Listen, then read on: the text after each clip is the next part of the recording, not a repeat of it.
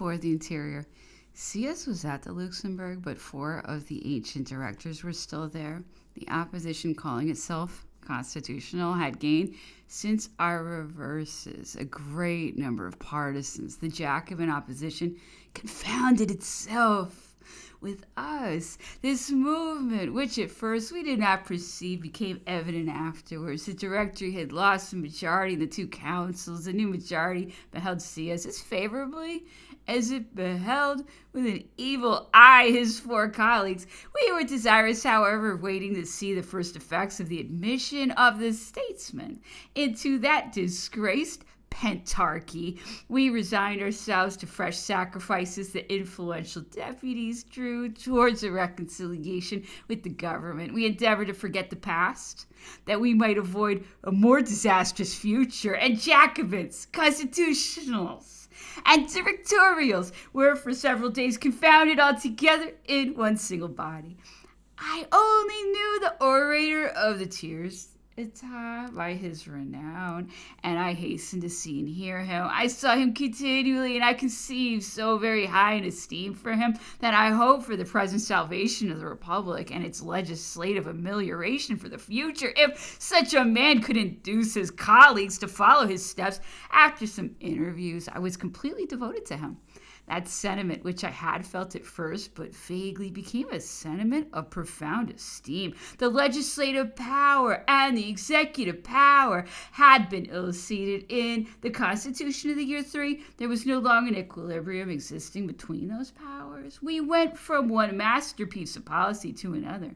That conservative equilibrium was what we wanted to acquire to found a durable republic, armed equally against the excesses of the government and the representative chambers. But the point in question was not of amelioration. The question was how to escape from Suvorov. Unfortunately, the ancient directors, envious of their new colleague, instead of aiding him, took great pleasure in thwarting him. Not only did they not profit by the new resources that were accorded to them by the councils, but they even had the audacity to reply to our judgments by a report from the Minister of the Finances, which justified the deficit and attributed all the reverses to us, because we had not given enough. That report awakened the councils. We then formed the resolution to renew the directory without delay. We considered that without that masterpiece of policy, the Republic had everything to fear. We resolved, therefore, to begin by an individual attack, which at the same time should not deviate from legal order. Trauhard, one of the directors, had been named before a year had elapsed since he had left the legislative body. It was agreed to make use of that pretext of form to turn out Trauhard and to give C as a colleague who partook in his opinions. We fixed our choice upon the deputy of the ancients, Roger Ducot, and the attack against the government, a moment suspended, recommenced more regularly. This time it was combined in the 2 councils. It struck progressively, but with a certain blow. Rubel, upon quitting the directory, entered the council of ancient Scherer. The ex-minister of war was his relation. Rubel had always looked up to him for support.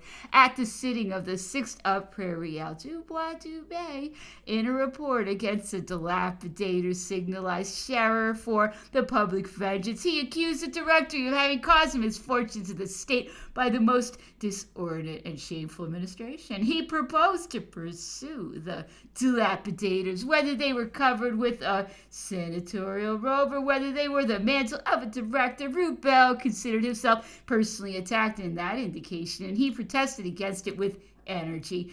They passed to the order of the day, but the attack resounded and was repeated in the council of 500. They summoned the directory upon the accounts of Scherer, who demanded of his own accord to be judged, and surrendered himself prisoner. They replied, as he merited, to the report of the Minister of the Finances, whose duplicity was evident. They demanded the accounts of the different ministers, Briot and Gouraud, declared that the Directory had given funds for a representation of the opera of Adrian, where, said they, a triumphant Caesar was shown at the moment when the Caesar of Germany had just conquered our armies. The last accusation, frivolous as it was, showed to what a point opinion was irritated against the government. It was received, and the ministers were denounced one after another. A pamphlet full of invective was diffused everywhere with profusion, and as the censure upon the newspapers existed since the 18th Fructidor,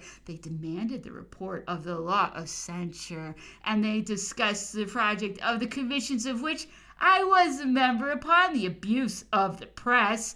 The directors could no longer dissimulate that the storm menaced them. The Luxembourg began to be deserted, except the Quartier of Sieyès and that of Barras, where intrigue still retained some unquiet partisans. The public galleries of the councils were filled with fresh spectators who appeared to foresee an approaching tempest. They applauded, notwithstanding the rules, everything that was said against the government, and their clamorous exercise the patience of the president recalled the tumult of the convention. The news which we received from the departments of the West and the Midi brought every day fresh elements to the effervescence. The reverses of our armies had encouraged unworthy Frenchmen who did not blush to make a common cause with strangers.